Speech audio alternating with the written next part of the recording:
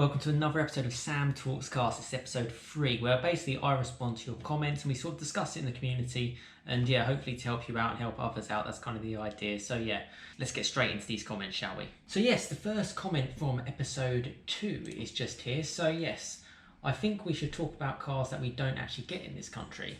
It's fair point. One would be the Volkswagen Golf R Mark 8 manual, only sold in the US and Canada. You do get less torque in the manual, but the horsepower figure is the same. And I think there might be a little bit of a gap in the European market for mid-size executive SUVs. I think we should get the Acura MDX, which could almost be a BMW X5 for X3 money. So thank you so much for the comment. There are other cars obviously available outside the UK, which are quite exclusive. And yeah, particularly the Mark 8 manual Golf R. There's a good video actually, which I put in my community post if people want to check that out. Yeah, I think it's a great car. It's certainly the one that I'd be looking for. Stick with my manual Mark 7 Golf R for now. And yeah, they've reduced the torque a little bit in the manual, but it's still just as fun, a little bit more engaging. As for stuff around SUVs, it's not really the sort of thing that I really get into. The best SUV I think around is something like a Macan GTS. That's kind of where I'm always kind of sitting at. I'm obviously a big Porsche fan. So yeah, I can't really comment too much around that because I don't really know the SUV market so much. But thank you so much for the comment, and I couldn't agree more. It's a shame that there's certain cars that aren't available here, like the Mark 8 Golf R. So next question. Hey Sam, I'm looking to get into a Golf GTI in about 6 months when my car insurance renewal is due. As I'm a younger driver, so insurance will be reasonable price with the extra year's no claims bonus.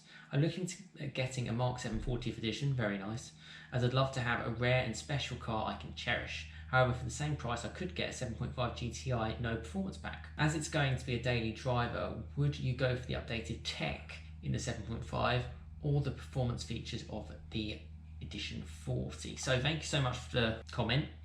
And yeah, I actually did that quite a lot as well. When I pay for my insurance annually, so I just pay in one lump sum. And then when it sort of started to come to an end, that's when I was sort of like, yeah, it's a good time to kind of jump ship, because you get like your extra year's claim bonus and stuff like that. Not as much important for me. I'm sort of well over 10 years, no claims bonus now, or whatever it is. But yeah, certainly that will help you out. And if you are looking, because you are a younger driver, the 7.5 GTI no performance pack, I have obviously driven the performance pack one, and in January I've got it scheduled with a guy to actually drive that car without performance pack, so I'll be able to tell you firsthand. I did like the 7.5 tech. I felt it did feel in date. You know, by the time 6 months comes along, which unfortunately comes around pretty quick, but it will be sort of like midway through 2022, so you want to be up to date. Mark 7 Edition 40, you will be paying more insurance. Because it's rare, it means you can't necessarily, you can, like the owner I spoke to, and I drove his Edition 40 as well, and he drove his car a lot. I think he did something like, he's done like 12,000 miles or something into 6 months, and I'm actually meeting up with him again at Cars and Coffee actually, which is pretty cool. I've never been there before, so yeah, check that out and see a few other GTI people as well, so that's cool. Yeah, for yourself, if you're a young driver, I don't know how old you are, I would certainly lean towards the 7.5 GTI no performance pack, because the Mark 7 Edition 40, as great as it is, you're going to find it harder to find one that hasn't been potentially modified, because a lot have been modified. A standard GTI tends to just be left alone. I had just as much fun in all the cars that I've driven this year, so if you're after a bit of fun, that's the one to go for. And it's good to go up the power band of cars sort of gradually. Like I had, like my first car was like 75 brake horsepower, then I went to like 85 brake horsepower, then I went for my Fiesta ST, which is 200. Golf R's now 300. Don't rush into something. So I would, I'd probably lean towards the 7.5 GTI. That's just where I'd be, as much as I love the Edition 40. So yeah, tough choice.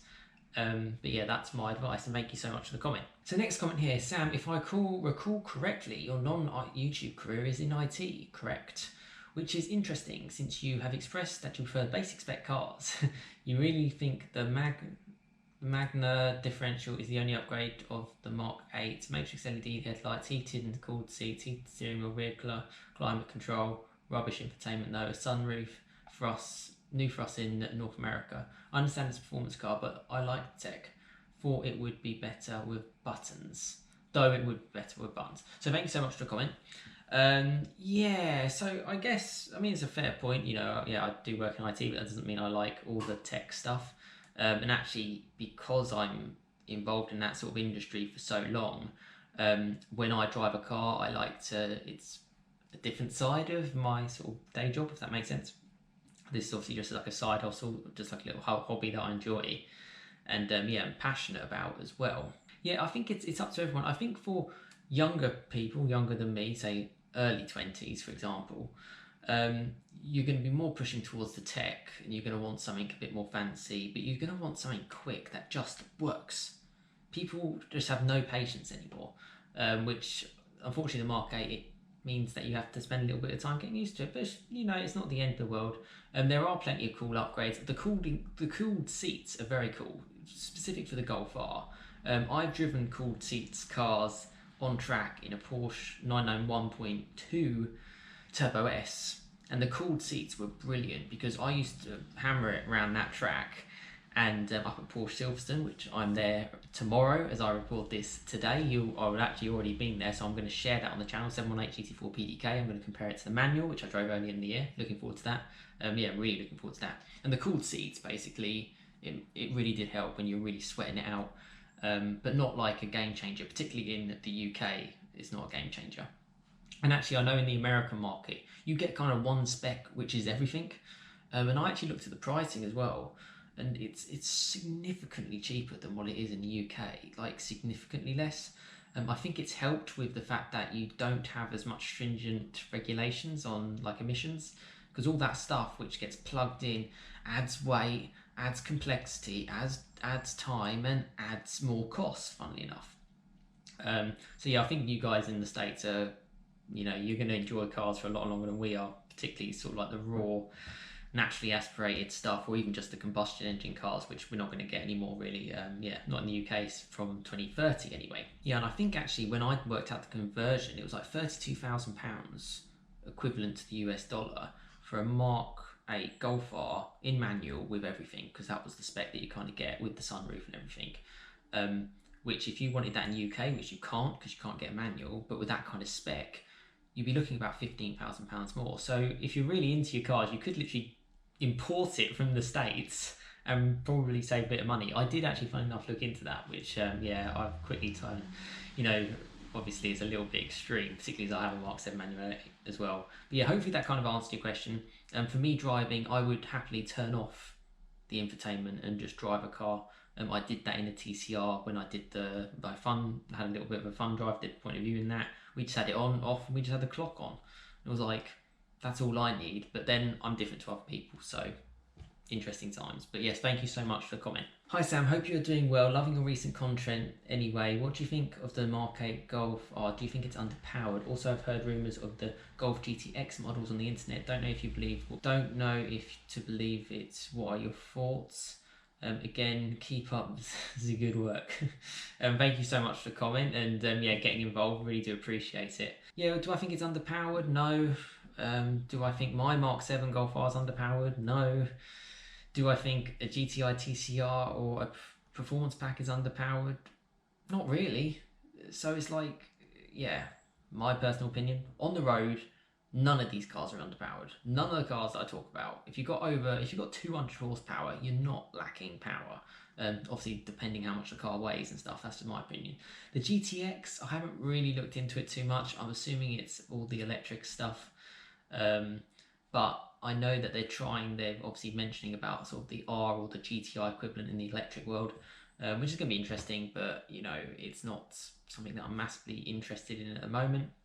Although I did see a Hyundai Ioniq yesterday in Bushy Park in sort of South London, and it looked really, really nice. It had like aero discs on the wheels, which really did look funky, and it was like a small car, but it was actually quite big. It was the first one that I kind of saw, and I thought, that might not be too bad, because being a Hyundai, it probably doesn't cost you too much, which is the point of those kind of cars. It looks very classy. Yeah, so I keep my eyes out. You're going to have to if you're a petrol head, because that's what you're going to be getting into for the next, well, then the end of your driving sort of days, really. So yeah, interesting times. And yes, thank you for the comment. But no, I don't think it's underpowered. And yeah, I will keep the channel going and hopefully keep delivering you decent videos.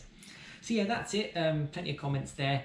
Comment in today's video. I will mention it again next week in Sam's Talks Cars. That will be episode 4. Thank you so much for all your help and all your support on the channel. Stay tuned. Plenty of videos coming this week. 718 Cayman GT4. Really looking forward to that. Mercedes AMG C63, driving that round track. And actually at Mercedes-Benz World, they do like in-car footage. So I'm hoping to just show what the in-car footage is. And yeah, hopefully explain a little bit about how I found the C63. I think it's the 4-litre bi-turbo. So that should be fun and looking forward to it. But, have a strong, happy, healthy rest of your day. And I'll see you again next time. Cheers, guys.